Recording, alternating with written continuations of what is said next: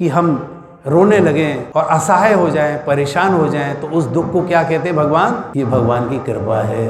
दुख का आना भगवान की कृपा है।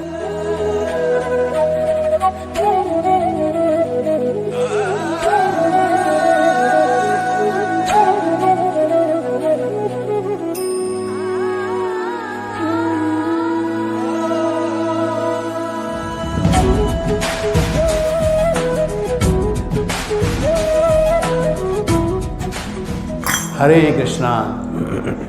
कल गीता जयंती थी और ये उत्सव बहुत धूमधाम से मनाया गया। गीता जयंती का जो प्रयोजन है और जो उद्देश्य है, काफ़ी लोगों को, आप लोग तो चूँकि आते हैं भगवान का नाम लेने तो पता है, बहुत से लोगों को यही नहीं पता कि गीता जयंती किस उपलक्ष्य में मनाई जाती है।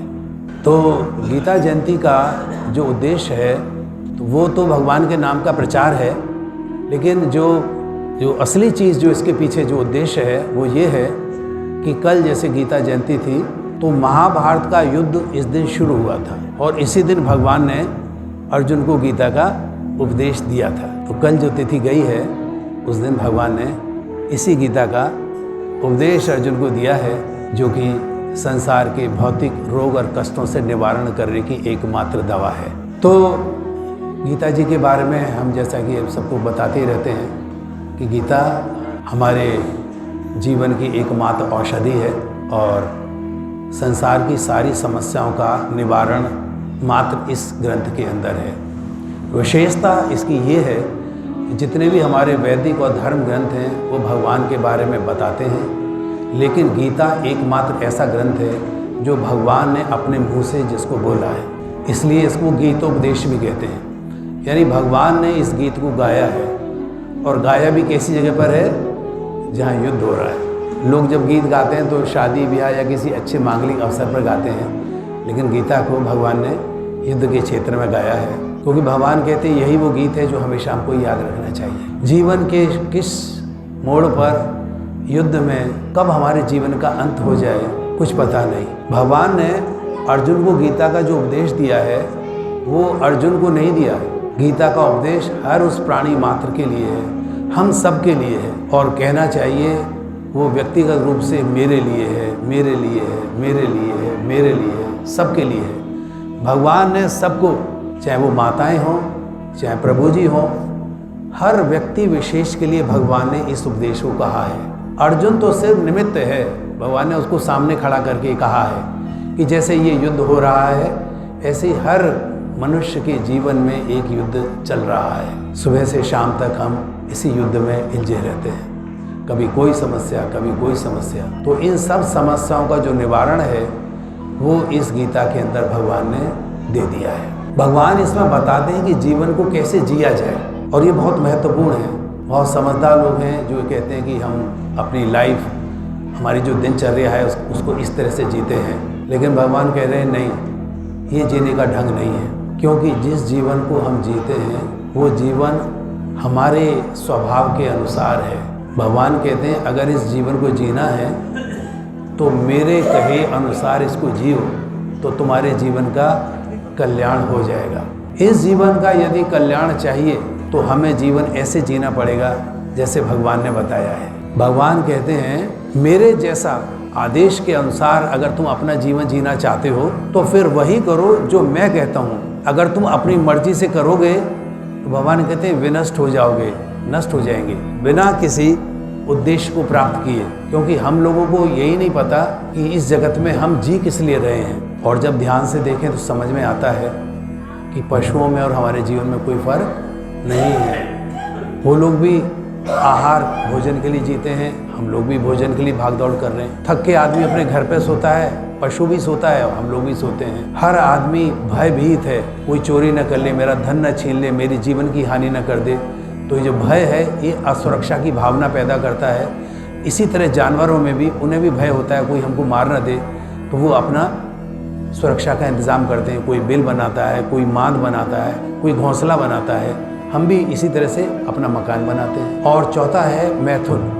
आहार निद्रा भय मैथुन आदि च, यानी पशु पक्षी भी प्रजनन करते हैं, उनकी संतान होती है, और इंसान की भी संतान, हमारे बच्चे होते हैं। तो फिर हम पशुओं से किस मामले में बेहतर हैं?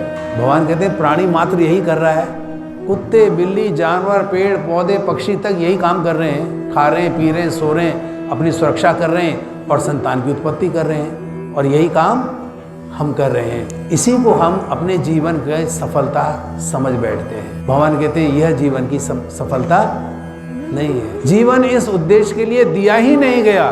भगवान कहते हैं आपको शायद नहीं पता, ये जीवन इस काम के लिए है ही नहीं जो काम हम कर रहे हैं। तो अर्जुन ने पूछा फिर किस काम के लिए दिया गया है? भगवान ने कहा ये जीवन मेरी भक्ति के लिए दिया गया है, मुझे प्राप्त करने के लिए, मेरी कृपा प्राप्त करने के लिए। भगवान की कृपा का लाभ क्या है हमारे जीवन में? हमको धन मिल जाएगा ज़्यादा, हमको यश मिल जाएगा, पूजा बढ़ जाएगी, प्रतिष्ठा मिल जाएगी। भगवान कहते हैं नहीं, इसमें से कुछ भी नहीं। ये जो काम कर रहे हो ये तो तुम अपनी बुद्धि से कर रहे हो, मेरा इन चीज़ों से कोई कंसर्न नहीं है। ये तो कर्मानुसार है, आप अच्छा करते हैं आपको अच्छा मिलता है, आप बुरा करते हैं आपको बुरा मिलता है। एक्शन का रिएक्शन है, ये तो क्रिया की प्रतिक्रिया है, इसमें कोई बड़ा कारनामा नहीं है। आपने अगर बहुत पैसे कमा लिए या बहुत ऊंचा पद पा लिया या आपका जीवन बहुत आपको लगता है सुखमय हो गया, तो भगवान कहते हैं यह जीवन की परिभाषा, यह जीवन का उद्देश्य ही नहीं है। जीवन का उद्देश्य है भगवान की कृपा प्राप्त करना। कृपा से क्या प्राप्त होगा? भगवत धाम हमारी वापसी हो सकेगी, जो मनुष्य जीवन का चरम लक्ष्य है। जितने कुत्ते बिल्ली 84 लाख योनि हैं, वो कितनी ही कोशिश कर लें, वो बेचारे भगवत धाम नहीं जा सकते, भगवान की कृपा नहीं पा सकते। कृपा प्राप्त करने का तो सिर्फ एक ही अवसर है जो आपको मिला है, वो इस मानव देह में, सिर्फ इस मानव देह में। इसके अलावा और कोई योनि है ही नहीं भगवान के धाम जाने की, अपने घर वापस लौटने की, क्योंकि हम भगवत धाम से ही आए हैं और अंत में हमें अपने भगवत धाम ही जाना है। इस बीच में ये जो चल रही है कार्रवाई, करोड़ों वर्षों से हम लोग विभिन्न शरीर धारण कर रहे हैं, विभिन्न योनियों में जा रहे हैं, और अंत में जब ये मानव योनि मिलती है तो इसको भी हम ऐसे गुजार रहे हैं जैसे अन्य पशु पक्षी। तो भगवान कह रहे हैं ये सुनहरा मौका अगर तुम्हारे हाथ से चला गया तो फिर करोड़ों वर्षों के लिए फिर तुम्हारी गाड़ी गई। क्यों? इस जन्म में तुमने जो कर्म किए हैं, किसी का दिल दुखाया है, कोई धोखा किया है, कोई कुटिलता की है, तो उसके कर्मानुसार तुम्हें फिर फल मिलेगा। फिर आप अधम योनियों में जाओगे। आपने कुछ बहुत अच्छा काम किया है, लोगों की भलाई की है, दान दिया है, गिरते को उठाया है, किसी की मदद की है, तो भगवान कहते हो अच्छा काम किया, अच्छे का आपको अच्छा परिणाम मिलेगा। तो अच्छे और बुरे कर्म का परिणाम तो मिलेगा, लेकिन भगवत धाम की वापसी नहीं हो सकती। ये बात हमें अच्छे से ये स्पष्ट हो जाए, क्योंकि हम देखते हैं बहुत विद्वत जन समझदार लोग भी सारे अच्छे अच्छे काम करते हैं, लेकिन उनको ये नहीं पता कि हमारा जो असली कर्म है, जो हमारा असली काम है वो क्या है। क्योंकि भगवान ने हमारे पास एक ऐसी शक्ति हमारे पीछे लगा रखी है जिससे दुनिया का कोई भी मनुष्य मुक्त नहीं हो सकता। उस शक्ति का क्या नाम है? माया। माया महाठगनी हम जानी। ये ऐसी ठगनी है, अच्छे अच्छे विद्वान लोगों को भी ये, समझदार लोगों को भी ये बेवकूफ़ बना देती है। और ये माया किस रूप में हमको ठगती है? माया कहती है मेरे 3 रूप हैं, सतोगुण, रजोगुण, तमोगुण। हमारा जितना क्रियाकलाप है, जितनी हमारी सोच है, जो भी हम सोच समझ के काम करते हैं, वो इन 3 गुणों के ही अंतर्गत है। इससे बाहर हम कुछ सोच ही नहीं सकते। तो ये जो तीनों गुण हैं जिसे हम माया कहते हैं, अगर इसके चक्कर में हम रहेंगे तो फिर तो मुक्ति संभव ही नहीं है। इसका मतलब क्या हुआ कि अगर आप बहुत भले आदमी हैं, लोगों की भलाई कर रहे हैं, सतोगुण में हैं, सतोगुण जो है श्रेष्ठ गुण है माया का, तो सतोगुण में क्या होगा?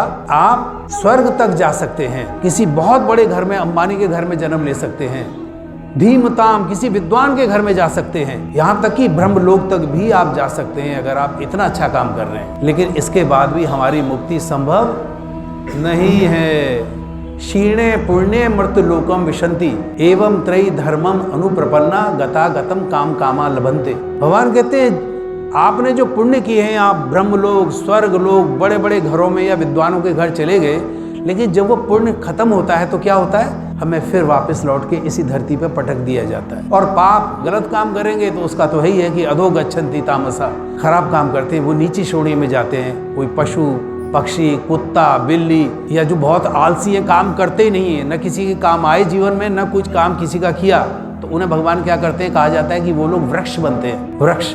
और जो वृक्ष है, आपने देखा होगा, हम लोग तो जब सर्दी लगती है अपने घरों में जाके गर्म कपड़ा पहन के सो जाते हैं रजाई ओढ़कर, लेकिन ये वृक्ष, ये बाहर ही ऐसे ही धूप, गर्मी, वर्षा, ताप सारा सहन करते रहे। तो भगवान कहते हैं जैसा तुम कर्म करोगे वैसा तुम्हें फल मेरी प्रकृति देगी।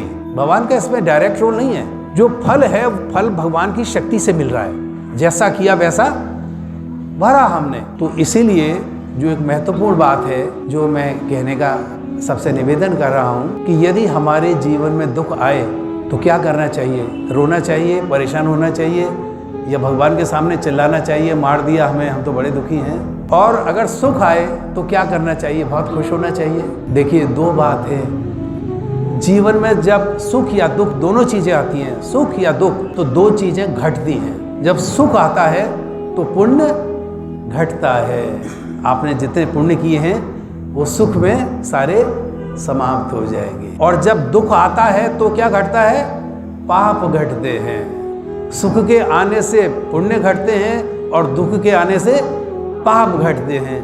तो हम अनन्य जन्म में जितने पाप करके आए हैं, यदि हमारे ऊपर कोई ऐसी मुसीबत आ जाए कि हम रोने लगें और असहाय हो जाएं, परेशान हो जाएं, तो उस दुख को क्या कहते हैं भगवान, ये भगवान की कृपा है। दुख का आना भगवान की कृपा है। आपके जितने पाप थे वो सब कट रहे हैं। तो भगवान क्या है, हमारे पापों को नष्ट कर रहे हैं। किसी आदमी ने किसी का खून किया और जज ने उसे आजीवन कारावास दे दिया या उसे मौत की सजा दे दी, तो क्या किया, ये इसी जन्म में उसके जितना जो उसने पाप किया वो समाप्त हो गया, वो जीवात्मा मुक्त हो गई, शुद्ध हो गई। अगले जन्म में फिर उसे कोई दुख नहीं भोगना पड़ेगा, क्योंकि उसने जो गलती की थी उसका जो कर्म था वो यहाँ पर समाप्त हो गया। अब वो निर्दोष है, अब उसके ऊपर कोई दोष नहीं लगेगा। तो भगवान यही कह रहे हैं कि जब दुख आए तो रोना मत, घबराना मत, क्योंकि मान लो इस जन्म में नहीं, पिछले जन्म में नहीं, या इससे भी पिछले जन्म में, क्योंकि आपको तो पता नहीं पिछले जन्म में आप क्या करके आए हैं। आप तो इसी जन्म की कहानी बता सकते हैं कि हमने इस जन्म में किसी का बुरा नहीं किया, और हम ये सोच के बड़े परेशान होते हैं कि हमने किसी का बुरा नहीं किया, भगवान हमारे साथ ऐसा बुरा क्यों हो रहा है। तो भगवान इसका जवाब देते हैं। ठाकुर जी कहते हैं, बहुनी में व्यतीतानि जन्मानि तब च अर्जुन, तानि अहं वेद सर्वाणि न तुम वेत्थ परंतप। अर्जुन, तुम्हारे और मेरे बहुत जन्म हो गए, लेकिन भगवान में और जीव में एक फर्क है। भगवान कहते हैं मुझे तो सब याद है, लेकिन तुम्हें कुछ याद नहीं है। पिछले जन्म का तो तुम्हें कुछ याद नहीं, और पिछले जन्म की छोड़ो, मैं कहता हूँ 3 महीने पहले, 1 महीने पहले, 15 दिन पहले आपने क्या खाया था, क्या पहना था, हमको तो ये भी याद नहीं। तो भगवान कहते हैं कि आपने जो किया वो आपको याद नहीं रहता, और लेकिन मुझे याद रहता है। भगवान कहते हैं मुझे याद रहता है, इसलिए जो तुमने किया है वो मैं आपको देता हूँ। भौतिक प्रकृति आपको देती है। अभी आप देख रहे हैं कि किस तरह की बीमारी, अभी पीछे जैसे कोरोना जैसी बीमारी आई, उसमें हमें लगा बहुत भले भले लोग मारे गए, घर में बैठे बैठे लोगों के प्राण हर लिए गए, माताएं चली गईं, पुत्रियां चली गईं, बेटे चले गए, किसी की माँ छीन गई, लोग बहुत रोए, और ऐसी स्थिति भी आई लोग उनको विदा करने भी अंत में नहीं जा सके। पुलिस ने या हॉस्पिटल स्टाफ ने उनका दाह संस्कार कर दिया, क्योंकि यदि आप जाते तो संक्रमण उसका, वायरस का इतना था कि आप भी उसकी चपेट में आ जाते। तो लोगों ने कहा भगवान ये तो बड़ा बुरा किया, आपने हमारे इतने अच्छे अच्छे भले लोगों के साथ इतना बुरा किया। किसी माँ का बेटा चला जाए, उसको तो ये पता नहीं कि मेरे साथ क्या हुआ है, क्योंकि ममता अंधी है, उसको तो अपना बेटा जाने का गम है, लेकिन उस माँ को ये नहीं पता कि जो पुत्र रूप में मेरे घर आया है उसने क्या काम किया था पिछले जन्म में। तो ये हमारे जो प्रकृति खेल खेलती है, इसके बारे में कोई और नहीं जानता सिवाय भगवान के। मैं जानूं या मेरा रब जाने। तो ये भगवान का जो विधान है, इससे निकलने की शक्ति किसी में नहीं है। दैवी होशा गुणमयी मम माया दुरतया और मामेव ये प्रपद्यन्ते माया मेताम तरंदिते। भगवान गीता में साफ साफ कह रहे हैं, अर्जुन मेरी माया को कोई हरा नहीं सकता। आप कितने बलशाली सही, आप कितने धनवान सही, कितने प्रतिष्ठावान सही, सब कुछ आपके साथ हो, लेकिन भगवान की माया को आप नहीं हरा सकते। आज कोई प्राइम मिनिस्टर के पद पर बैठा है, पता नहीं कल उस पद पर रहे ना रहे। आज जो हमारे यहाँ भिक्षा मांगने, भीख मांगने आ रहा है, हो सकता है कल वो हमारा राजा बन जाए। ये तो प्रत्यक्ष है। आप देखते हैं, अगर चाय बनाने वाला आदमी देश का प्रधानमंत्री बन सकता है, एक साइकिल चलाने वाला आदमी अरबपति बन सकता है, अंबानी बन सकता है। साइकिल तो सब कुछ संभव है, क्योंकि जो गति है वो कर्मानुसार है। और जब उसका समय आता है तो बिना कहे ही आपको वो सब कुछ मिल जाता है। जैसे लोग कहते हैं कि भगवान जब देता है तो छप्पर फाड़ के देता है। तो जब आपके पुण्य का उदय होता है तो उस कर्म का फल आपको अपने आप ही मिल जाता है, आपको दौड़ना नहीं पड़ता। और आपने अपने जीवन में देखा भी होगा कि कभी कभी आपके जीवन में ऐसी सहायता अपने आप आ जाती है जिसके लिए आप पहले बहुत मेहनत कर चुके थे, लेकिन आपसे वो प्राप्ति नहीं हुई, और जब उसका समय आया तो आपके घर पर ही आकर वो आपका काम हो गया।